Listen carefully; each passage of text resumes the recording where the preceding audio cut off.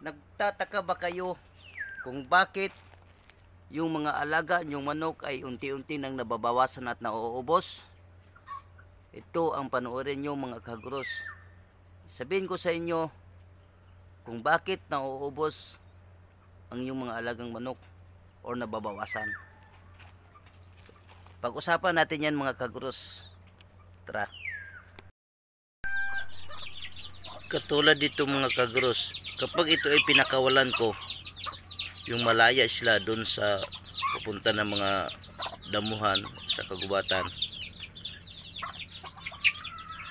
magkaroon na kagad ito ng panganib sa buhay nila. Dahil ang dami pong gustong kumain sa mga sisiw na ito. Paborito po ito ng mga bayawak, sawa, saka yung lawin.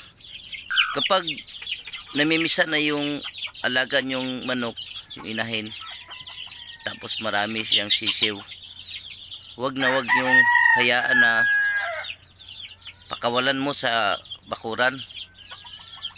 Dahil napakadami pong nag-aabang na mga predator na gustong kumain yan. Kaya once na pinakawalan mo sila, imbis na 15 pieces heads, pagbalik niyan mga kagros sa bahay nyo, siguro nasa mga 9 pieces, 11 pieces na lang yung nababawasan po talaga. Dahil gawa nung napakadaming gustong kumain. Andun yung lawin, andun yung bayawak, andun din yung sawa. Hindi lang sawa, pati yung mga kubra na yan, kumakain din yan ng sisiw. So yun po, no, wag niyo pong hayaan na lakad-lakad lang yan sa mga damuhan. Kaya kulong nyo muna, katulad niya, no. Ayan, para hindi po nababawasan yung mga sisiw. Kasi gawa nung katulad niyan, paalis yan, pupunta yan sa mga damuhan, ganap ng pagkain nanay, tapos nandun yung mga predator. So yung iba nakakain nila. Tapos pag uwi yan sa gabi, hindi mo alam kung saan din yan matutulog. Pupunta yan sa mga sulok-sulok, doon yan matutulog sila.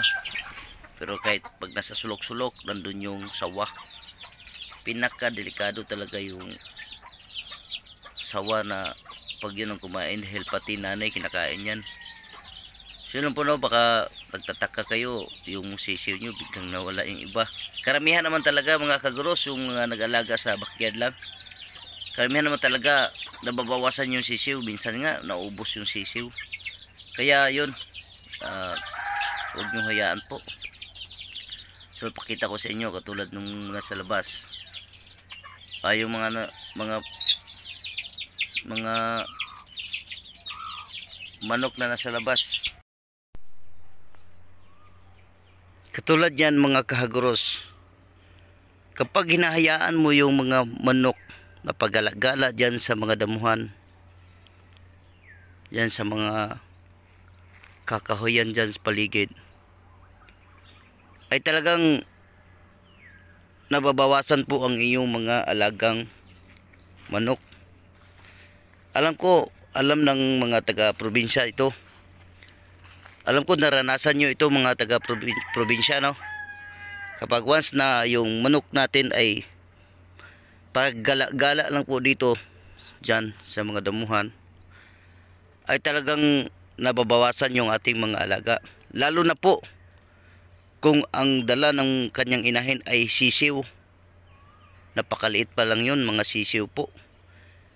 Kasi yung mga sisiw ay mabilis kainin ng mga lawin. Maraming lawin po dito. Bayawak, ahas, lalo na yung baksan, nag-aabang palagi yan. Kaya ang ginawa ko mga kagros, gumawa kami ng dyan kulungan para hindi po pagalagala yung mga manok namin dito.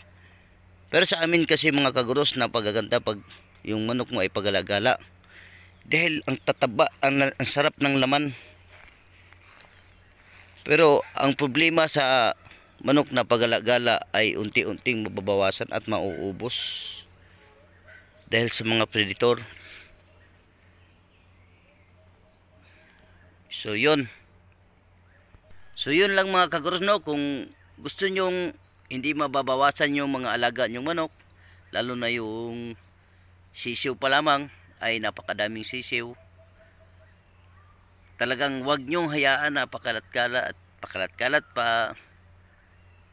Puntayan sila sa mga damuhan, kung saan-saan, sa gubat, dahil napakadami po talagang nag-aabang ng mga predator, tulad ng mga sinasabi ko kaninang lawin, bayawak.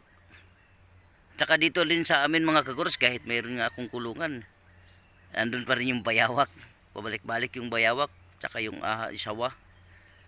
Kasi naaamoy po yun nila, naamoy po yung mga bagong pisa, no, sisiw, na naamoy po ng mga predator yan, lalo na yung lawin. Yung lawin lagi lang nag-aabang yan sa taas.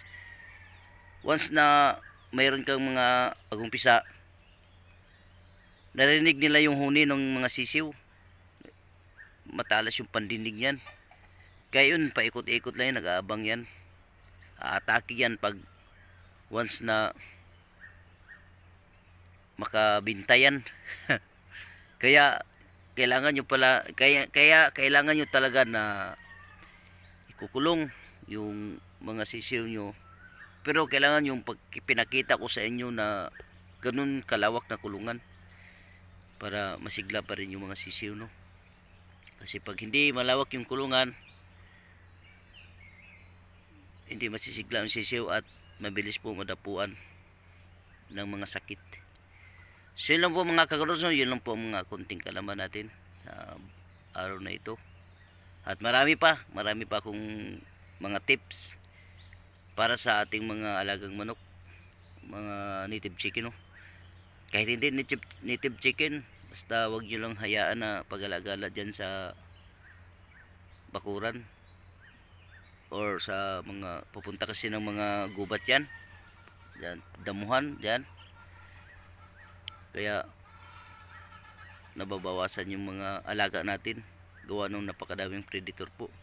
Pag once na lumayo na yung mga manok mo, nandun na kaagad yung panganib nila, na talagang pagbalik yan magtataka ka na lang, uy, nababawasan. Bakit nababawasan yung mga sisiw or mga manok? Dahil sa mga predator po yan. So yun lang po mga karos, no. Kailangan nyo po na ganun gagawin nyo, pagtyagaan nyo lang po na gumawa ng kulungan, or kung may mga pambili man kayong fishnet, yun, pwede yun. Napakalaking bagay po yun, para hindi lang sila makalaya sa pupunta ng mga lamuhan o gubat, kay kadaming predator po nag-aabang. So lang po mga karos, no. Ayun lang po ang mga tips natin ngayon sa umagang ito. Meron pa tayong mga bibigay na tips sa susunod.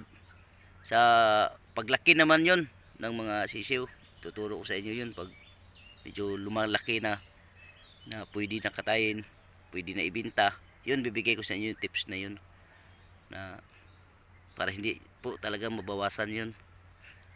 So yun po, no. Maraming salamat sa patuloy na panonood. At abangan nyo po ang susunod na bigay ko sa inyong tips. Sa mga malalaki naman yun, pwede na po ibenta or pwede na katayin, ganun, sa may mga birthdayhan, para hindi po sila mauubos. So yun, abangan nyo lang po yun. Maraming salamat sa patuloy na panonood mga kaguros, no. Hanggang dito na lang po. Sa lahat ng OFW, mag-iingat kayo palagi dyan. At maraming salamat pala sa lahat po ng aking mga followers, no. Lalo na po yun sa YouTube channel ko, mga subscriber ko, dumadami rin po. Yung YouTube channel ko ay Kuya Marvin TV. So maraming salamat sa inyo lahat. Hanggang dito lang po. Stay safe always, and God bless us all. Bye bye.